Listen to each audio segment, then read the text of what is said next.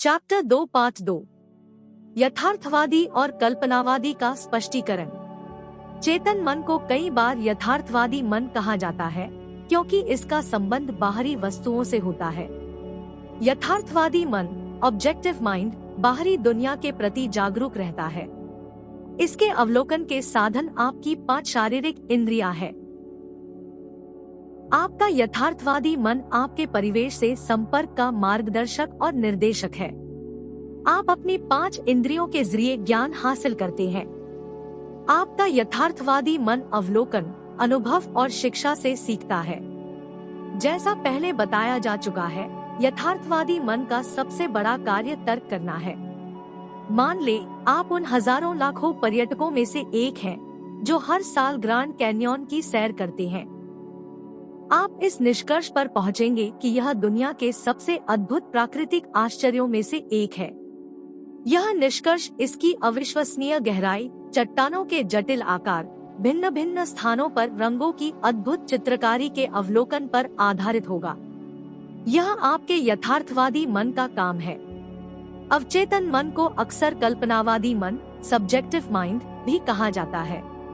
आपका कल्पनावादी मन अपने माहौल के प्रति जागरूक तो होता है, लेकिन शारीरिक इंद्रियों के माध्यम से नहीं। आपका अवचेतन मन अंतर्ज्ञान से महसूस करता है।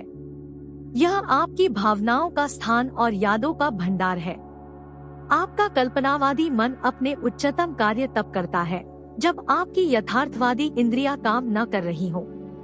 दूसरे शब्दों में, जब यथार्थवादी मन शिथिल हो या उन्नीदी अवस्था में हो, तब कल्पनावादी बुद्धि सबसे अच्छी तरह काम करती है। आपका कल्पनावादी मन आँखों की इंद्रिय के बिना देखता है। यह तीन्द्रिय क्षमता है। यह कहीं और हो रही घटनाओं को देख व सुन सकता है। आपका कल्पनावादी मन आपके शरीर से बाहर निकलकर दूर देशों की यात्रा कर सकता है और अक्सर बहुत सटीक तथा सच्ची जानकारी ला सकता है।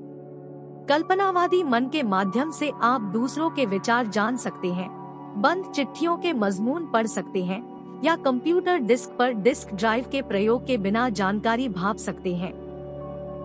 जब आप अपने यथार्थवादी और कल्पनावादी मन की आपसी कार्यविधि को समझ लेते हैं, तो आप प्रार्थना की सच्ची कला सीखने की बेहतर स्थिति में पहुंच जाते हैं।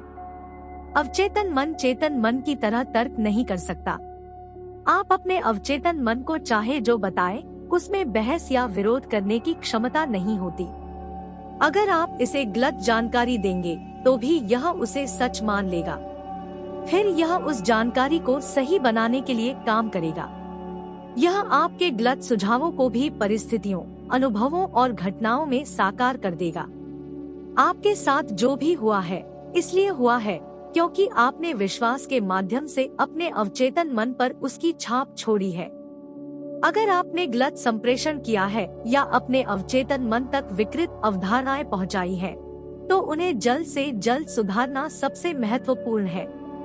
इसे करने का सबसे निश्चित तरीका अपने अवचेतन मन को लगातार सृजनात्मक और सद्भावनापूर्ण विचार देते रहना है।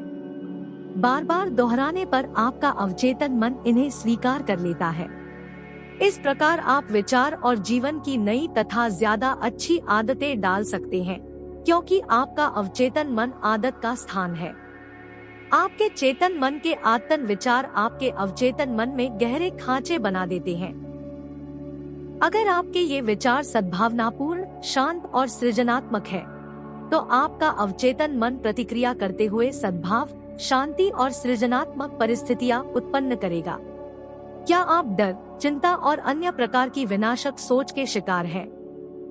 इलाज है अपने अवचेतन मन की शक्ति को पहचानकर उसे स्वतंत्रता, खुशी और संपूर्ण स्वास्थ्य के आदेश देना।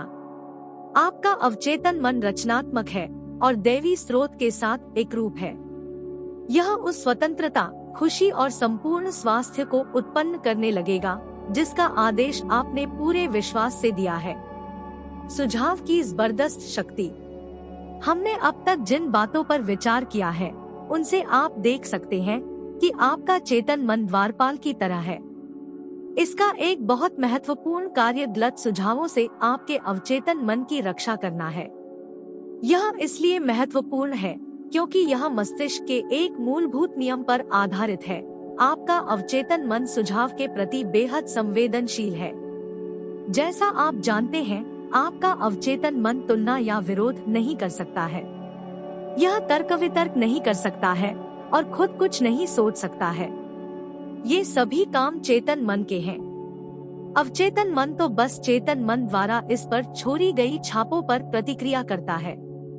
यह कार्य की अलग अलग दिशाओं में से किसी एक को नहीं चुन सकता है। इसे तो जो दिया जाता है यह उसे ले लेता है। सुझाव में बहुत शक्ति होती है। कल्पना करें कि आप किसी ऐसे जहाज पर हैं जो थोड़ा हिल रहा है। आप एक भयभीत सहयात्री के पास जाकर कहते हैं, आपकी हालत अच्छी नहीं दिख रही है। आपका चेहरा बिल्कुल हरा लग रहा है। मुझे लगता है कि आपको समुद्री यात्रा में होने वाली मतली हो सकती है। क्या मैं आपको केबिन तक पहुंचा दूं? यात्री का चेहरा पीला पड़ जाता है। आपने मतली के बारे में जो सुझाव अभी अभी दिया है वह उसके खुद के डर और आशंका से मेल खाता है। वह आपकी मदद लेकर डेक से नीचे अपने केबिन में पहुंच जाती है। वहां पहुंचने पर आपका नकारात्मक सुझाव, जिसे उसने सही मान लिया था, सच हो जाता है। उसी सुझाव पर भिन्न प्रतिक्रिया। यह समझना बहुत जरूरी है कि एक ही सुझाव पर अलग अलग लोग अलग अलग तरीके से प्रतिक्रिया करेंगे। ऐसा इसलिए है क्योंकि उनके विश्वास या अवचेतन की कंडीशनिंग अलग अलग होती है। मान लें, सहयात्री के बजाय आप किसी जहाजी के पास जाकर कहते हैं, हेलो, आपकी हालत ठीक नहीं दिख रही है। कहीं आपको समुद्री यात्रा के कारण मतली तो नहीं आने वाली है? यह जहाजी के मिजाज पर निर्भर करता है कि वह आपके लचर मजाक पर हंसे या आपको वहां से दफा होने को कह दे। आपके सुझाव का उस पर कोई असर नहीं हुआ क्योंकि उसके मन में यह विश्वास है कि समुद्री यात्रा में उसे कभी मतली नहीं हो सकती। इस कारण उसे जरा भी डर या चिंता महसूस नहीं होगी, उल्टे आत्मविश्वास सामने आएगा। डिक्शनरी आपको बता देगी कि सुझाव, सजेशन, किसी चीज को किसी के मस्तिष्क में डालने का काम है। यह वह मानसिक प्रक्रिया है जिससे सुझाया गया विचार स्वीकार किया जाता है या कार्य रूप में परिणत होता है। याद रहे, कोई भी सुझाव चेतन मन की इच्छा के बिना अवचेतन मन पर छाप नहीं छोड़ सकता। आपके चेतन मन में उस सुझाव को अस्वीकार करने की एक शक्ति होती है। जहाजी को समुद्री यात्रा के कारण मतली का कोई डर नहीं था। उसे पूरा भरोसा था कि वह इससे सुरक्षित है, इसलिए नकारात्मक सुझाव में उसे डराने की शक्ति नहीं थी। लेकिन आपकी सहयात्री पहले से ही बीमार होने के बारे में चिंतित थी, इसलिए आपके सुझाव के अनुरूप परिस्थितियों बन गई। हम सबके अपने अंदरूनी डर मान्यताएं राय होती है। ये अंदरूनी मान्यताएं हमारे जीवन को नियंत्रित करती है। सुझाव में स्वयं की कोई शक्ति नहीं होती है। इसकी शक्ति तो इस बात से उत्पन्न होती है कि आप इसे मानसिक रूप से स्वीकार कर लेते हैं। सिर्फ तभी आपकी अवचेतन शक्तियाँ सुझाव की प्रकृति के अनुरूप काम करती है। उसने अपना हाथ कैसे गंवाया? कई सालों से मैं कैक्सटन हॉल में लंदन ट्रुथ फोरम में नियमित रूप से भाषण दे रहा हूँ, जिसे मैंने कुछ साल पहले स्थापित किया था। इसकी निदेशक डॉक्टर इवलिन फ्लीट ने मुझे एक आदमी के बारे में बताया जिसकी छोटी बेटी को यूमेटॉइड आर्थराइटिस और दर्दनाक चर्मरोग सोरायसिस था। कई जगह इलाज हुआ, लेकिन डॉक्टरों की तमाम कोशिशों के बाद भी कोई फायदा नहीं हुआ। वह आदमी हताश हो गया।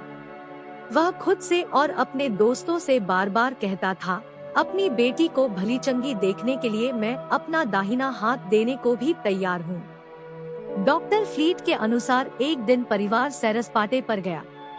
कार की दुर्घटना हो गई और पिता का दाहिना हाथ कंधे से अलग हो गया। अस्पताल से घर लौटने पर उसने पाया कि उसकी बेटी का आर्थराइटिस और चर्मरोग बिल्कुल ठीक हो चुका था।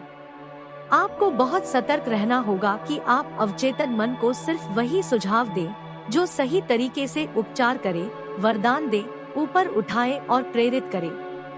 याद रखें, आपका अवचेतन मन मजाक नहीं समझता है। यह तो आपके आदेश का शब्दशः पालन करता है।